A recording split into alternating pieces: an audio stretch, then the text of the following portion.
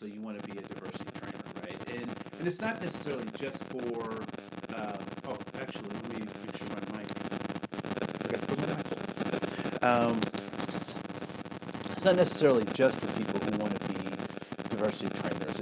It's anyone who wants to have critical conversations about diversity and specifically about race and racism, right? So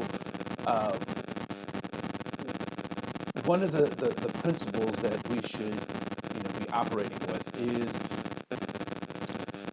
recognizing that sometimes these conversations create the othering space, right? Like we spend a lot of time talking about the other or creating barriers between the others or between people, and we really want to address that, right? Because that happens both ways. Those folks who are pro-diversity as well as those folks who are pushing against diversity. And so, again, when I talk about diversity, I'm using the definition of commonalities and differences simultaneously. So when we talk about diversity and inclusion, I think it's important to have as many people on the bus, if you want to use that metaphor, or trying to help us think about these things as we possibly can.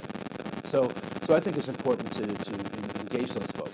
And so, as a trainer, as a facilitator, I really try to find ways to bring as many people along as possible, which means that there's certain ways that I use language, there's certain concepts that I use that, particularly if it's a short engagement or I don't have a lot of time for relationships, I want to leave the place with the best relationships that I can. And so there are words and phrases that I don't use, particularly if I don't have a longer relationship with the organization or the folks I'm training with, or I don't know who I'm going to hand the training off to, right? So I'll just get to it. So one of the things I don't do in some of my trainings is start off talking about white privilege. Right? So I've been in a number of trainings, and in some cases, folks need that. Right out the gate, bam, hit them with white privilege because that they need to address that. But for most of the groups that I've been working with, particularly more recently, and more specifically in less metropolitan areas, to start off with white privilege doesn't get me very far, right? It doesn't encourage conversations or even critical thought because people already shut down. They have their thoughts and opinions about what they think those words mean, and so I don't shy away from the principle, but I definitely you won't find those words in many of my presentations. Now, here's my rationale behind it. When doctors talk to other doctors, there are words and phrases that they use that other doctors can understand, right? So that they use doctor terms to talk to other doctors. But when my doctor speaks to me, she usually talks to me in a way that makes sense for my understanding of what she's saying. So sometimes she'll use, the medical terminology, and then she'll break that down. Or she'll give me the medical terminology, but she'll put it in a context that I can understand what I'm supposed to do with this information, right? So a lot of times what happens in these trainings is that trainers are so smart and so good and so right, but they can't translate that to the people that they're presenting to, right? So before I even talk about getting into white privilege, there are a couple of things that I help my groups recognize. First of all, that we all have privilege, no matter where, particularly those of us in the United States. We have we have privileges. They just look different and they're manifested differently, right? So we talk about that. So I usually start my sessions off talking about my own privileges, right? So I'm 6'2". I don't have a felony. I have gone to institutions of higher education and have letters behind my last name. I'm cisgendered. I'm a conservative Christian. I'm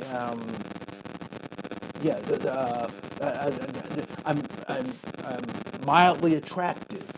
and extremely humble. Just ask me, right? So look, a warm way to kind of introduce this thing. But all of those things are privileges that I have. Some of them I was born with. Others I acquired, right? So there are privileges that we are born with and then privileges that we acquire. And so starting off the training there gives us an even playing field to start talking about privilege, right? And so as a male, there are things that I am privileged to be able to do and think and interact with the world that my sisters may have a challenge with. Not that they can't do it, but that there may be challenges that they have to think about in ways that I don't have to think about, right? So, if I want to wash my car at 4 o'clock in the morning, all things considered, I don't really have a whole lot of concern about what that might mean for my physical safety, right? Or even my psychological safety. As long as I am not doing, whatever. So, but I don't know that women necessarily have that same level of ease that I might have going to a car. I'm not saying that they can't, but I hope you get this sense of what I'm talking about, right? So when we talk about this entitlement is where I really bring in the precursor to this concept of privilege, is that we oftentimes, particularly us in the United States, feel like we're entitled to certain. What would happen if you walked into a restaurant? This is for the majority of us. There are some of us who are that would answer, but for most of us, right? Go to a restaurant, we ask for soft drink or whatever. What do we anticipate to come that soft drink, that drink, right? As an American, we would expect and anticipate that ice would be in that glass or somewhere close, right? Because I'm not getting any cold water, any lukewarm water, or whatever. Because we feel like entitled.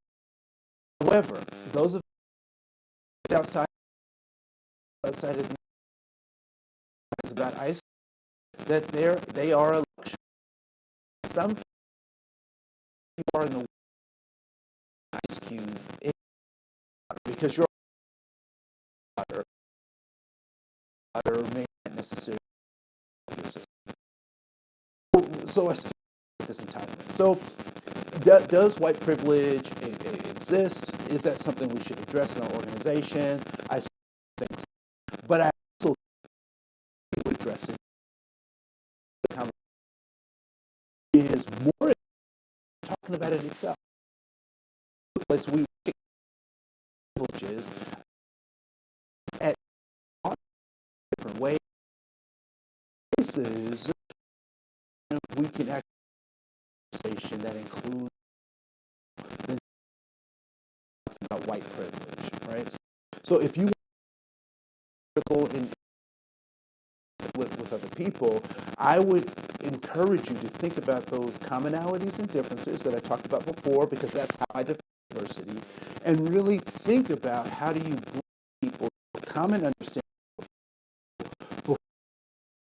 specifically into.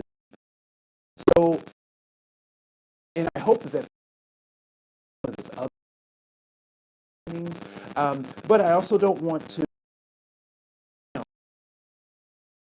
talking about these things.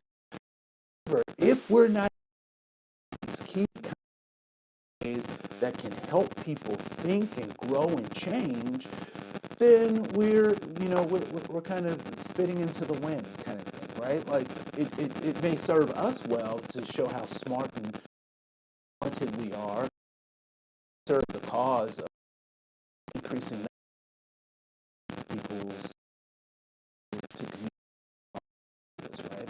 And recognize much more like different. We'll come back with some more pieces.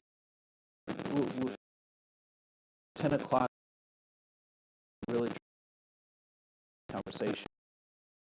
Please, if you know, say something. If you don't like this video, say something. Allow us to become more